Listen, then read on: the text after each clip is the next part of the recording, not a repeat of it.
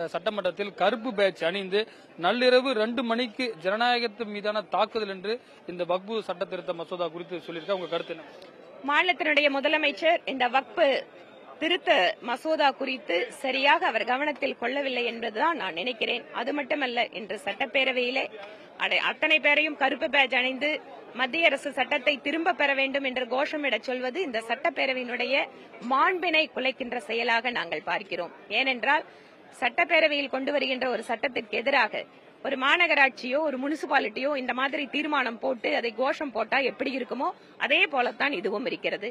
நாடு முழுவதும் இருக்கின்ற வக்பு சொத்துக்களை பாதுகாப்பதற்காக, முறையாக ஆவணப்படுத்துவதற்காக, அதை நிர்வாகம் செய்து அந்த இஸ்லாமிய கம்யூனிட்டிக்கு அதிகமான பலன்களை பெற்றுத் தருவதற்காக இந்த சட்ட திருத்தம் கொண்டு வரப்படுகிறது. கேரளா மினிஸ்டர் எம்ஓஎஸ் சுரேஷ் கோபி சொல்றாரு, கேரள அசம்பிளியில கொண்டு வந்த சட்டத்தை பத்தி சொல்றாரு. தமிழக அரசிலும் ஒரு தீர்மானம் கொண்டு வந்திருக்கிறார்கள். அந்த தீர்மானத்தோட நிலை இப்ப என்ன மேடம் ஆகும்? நான் அதுதான் சொல்லிட்டேன். நான் தமிழ்நாட்டில் மற்ற கார்பரேஷன்லயும் முனிசிபாலிட்டியும் கொண்டு வர தீர்மானம் மாதிரிதான் மத்திய அரசு தங்களுக்கு இருக்கின்ற அதிகாரத்தை வைத்து ஒரு குறிப்பிட்ட துறையிலே சீர்திருத்தம் செய்வதற்காக கொண்டு வரப்படுகின்ற மசோதா இது.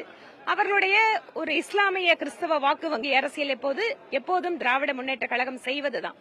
அதனால் இந்த மாதிரி ஒன்றுக்கும் உதவாத தீர்மானங்களை எல்லாம் கொண்டு வந்து சட்டப்பேரவையினுடைய ஒரு மரபினை அவர்கள் மாற்ற முயற்சி செய்கிறார்கள்.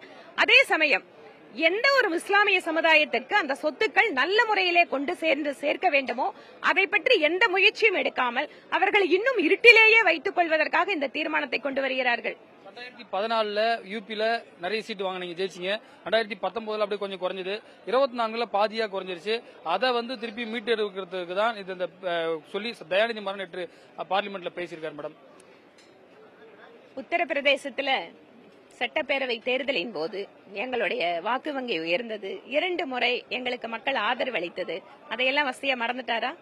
கட்சித்தீவு விவகாரம் நேற்று நீங்க பேசுனீங்க, நேரலையில் கொடுக்கப்படல. குறிப்பாக அதுல நீங்க வாஜ்பாயோடைய முயற்சி குறித்தும் சொன்னீங்க. அதுல இப்ப பிரைம் மினிஸ்டர் அங்க போகும்போது ஏதாவது நல்ல விஷயம் கிடைக்க வாய்ப்பு இருக்கா? நாங்களும் நம்பிக்கையோட இருக்கோம். நேற்று நேரலை எல்லா கட்சி தலைவர்களும் பேசுறத நேரலை கொடுக்கறாங்க.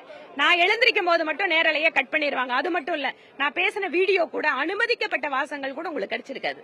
இதுதான் இவர்கள் எல்லாம் கருத்து சுதந்திரத்துக்காக சமூக நீதி மாடல் ஆட்சி செய்கின்ற அரசு. புதிய மாநில தலைவர் குறித்து எதுவும் தகவல் இருக்குதா மேடம்? பல்வேறு விஷயங்கள் குறித்து விரிவாக நம்மிடம் பகிர்ந்திருக்கார் புதிய தலைமுறைக்காக ஒளிப்பதிவாளர் மகேஷுடன் ரமேஷ்.